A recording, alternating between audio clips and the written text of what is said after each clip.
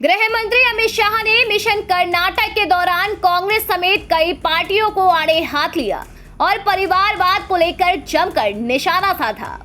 बेंगलुरु में गुरुवार को कांग्रेस पर निशाना साधते हुए गृह मंत्री ने कहा कि कांग्रेस ने देश की आजादी के आंदोलन में महत्वपूर्ण भूमिका निभाई है, लेकिन आज कांग्रेस केवल परिवारवादी व्यवस्था में घिर चुकी है। आपको बता दें कि गृह मंत्री 3 दिन के लिए कर्नाटक, मध्य प्रदेश और बिहार के दौरे पर हैं, जहां उन्होंने कर्नाटक में विपक्षी दलों को परिवारवाद के मुद्दे पर जमकर घेरा। शाह ने कहा कि कांग्रेस ने देश के आजादी के आंदोलन में महत्वपूर्ण भूमिका निभाई, लेकिन परिवारवाद व्यवस्था में घिर चुकी कांग्रेस आज अपनी आंतरिक लोकतांत्रिक व्यवस्था भी पूरी तरह से खो चुकी है। आज कांग्रेस पार्टी जिसने देश के आजादी के आंदोलन में बहुत बड़ा योगदान दिया, वो कांग्रेस पार्टी पूरी की पूरी परिवारवादी व्यवस्था में घिर चुकी है। ये हमें स्वीकारना ही पड़ेगा। पूरी की पूरी परिवारवादी व्यवस्था में घिर चुकी है। कांग्रेस पार्टी की इंटरनल डेमोक्रेसी समाप्त हो गई। मैं बहुत सोच समझ कर स्टेप, ढेर सारे उदाहरण है, मगर ये मेरा मेन विषय नहीं है, इसलिए मैं नहीं जाता। शाह यही नहीं रुके। उन्होंने कहा कि समाजवादी आंदोलन के दौरान लोहिया जी ने नारा दिया था कि जिसकी जितनी जनसंख्या होगी उसी के आधार पर प्रतिनिधित्व मिलना चाहिए। यूपी का इंचार्ज रहते वक्त मैंने समाजवादी पार्टी का इतिहास बहुत ढंग से पढ़ा है। लोहिया युग के बाद वो धीरे धीरे समाजवादी पार्टी जातिवादी और इसके बाद परिवारवाद में तब्दील हो गई है, जैसे लालू प्रसाद यादव और मुलायम जी की पार्टी। कहा कि तीसरी पार्टी कम्युनिस्ट पार्टी। अर्थव्यवस्था के बारे में इनकी सोच संकीर्ण है।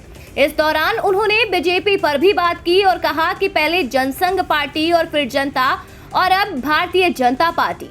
कहा कि बीजेपी ने एक बहुत दर्द भरी यात्रा की है। हम परिवारवाद नहीं करते। हमारी पार्टी में लोकतांत्रिक तरीके से चुनाव होते हैं।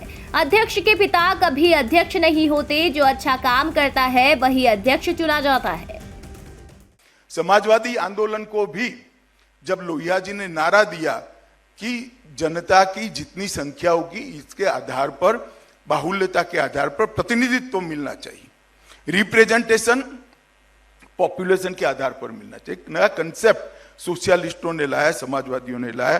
तो समाजवादी पार्टियों का इतिहास बहुत, मैंने जब उत्तर प्रदेश का मैं इंचार्ज रहा, मैंने बहुत ढंग से स्टडी किया है। समाजवादी पार्टी धीरे धीरे आफ्टर लोहिया एरा जातिवादी पार्टियों में बदल गई और जातिवादी पार्टियों से फिर वो परिवारवादी पार्टियों में गई। जैसे लालू प्रसाद यादव जी की पार्टी, मुलायम सिंह जी की पार्टी, ये सारी पार्टियां धीरे धीरे धीरे जातिवादी पार्टियों में बदल गई और परिवारवाद तक पहुंचे। यहां पर भी जेडीएस, तो परिवारवादी व्यवस्था में ही परिवार में कोई ऐसा सदस्य ही नहीं ढूंढ सकते जो चुनाव नहीं लड़ता है।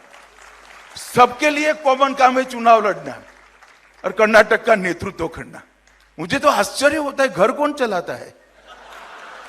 मगर यह व्यवस्था हम सब ने कभी ना कभी सोचनी पड़ी। मैं इनका विरोध करने नहीं आया, मैं सत्य आपके सामने रखने के लिए आया हूं। और तीसरी पार्टी कम्युनिस्ट पार्टी, क्योंकि इनकी इकोनॉमी के बारे में सोच अकुदरती और संकीर्ण थी। परिश्रम और बुद्धिमत्ता का महत्व ही न हो, ये अकुदरती बात है। और संकीर्ण इसलिए है कि इसमें दूसरी कोई व्यवस्था का विचार ही नहीं था। तो दोनों तरीके से धीरे धीरे धीरे कम्युनिस्ट कालबाह्य हो गए। पूरी दुनिया में से एक प्रकार से कम्युनिस्ट पार्टी समाप्त हो गई। और जनसंघ, भारतीय जनता पार्टी, जिसको लंबा संघर्ष करना पड़ा, जनसंघ से जनता पार्टी और जनता पार्टी से फिर भारतीय जनता पार्टी, ये बहुत लंबी पेनफुल यात्रा मेरी पार्टी ने की है। परंतु हमने हमारी बेसिक आइडियोलॉजी को पकड़ कर रखा। कांग्रेस पार्टी ने परिवारवाद में ग्रस्त हो गई, मगर हम परिवारवाद में ग्रस्त नहीं है। लोकतांत्रिक तरीके से हमारे यहाँ चुनाव होते हैं, अध्यक्ष तय होते हैं। अध्यक्ष के पिताजी कभी अध्यक्ष नहीं होते हैं, वो लोगों में से ही आता है। जो कार्यकर्ता अच्छा परफॉर्म करता है वो ही अध्यक्ष बनता है और पार्टी अपने तरीके से अच्छे से चल रही है। फिलहाल राजनीतिक रूप से महत्वपूर्ण इन तीनों राज्यों में शाह की यात्रा को बेहद अहम माना जा रहा है, क्योंकि मई महीने में कर्नाटक विधानसभा के चुनाव होने हैं, जबकि एमपी में इस साल के अंत तक चुनाव होंगे। दोनों ही राज्यों में बीजेपी की सरकारें हैं। बिहार में भी बीजेपी लगातार अपना जनाधार बढ़ाने के लिए प्रयासरत है।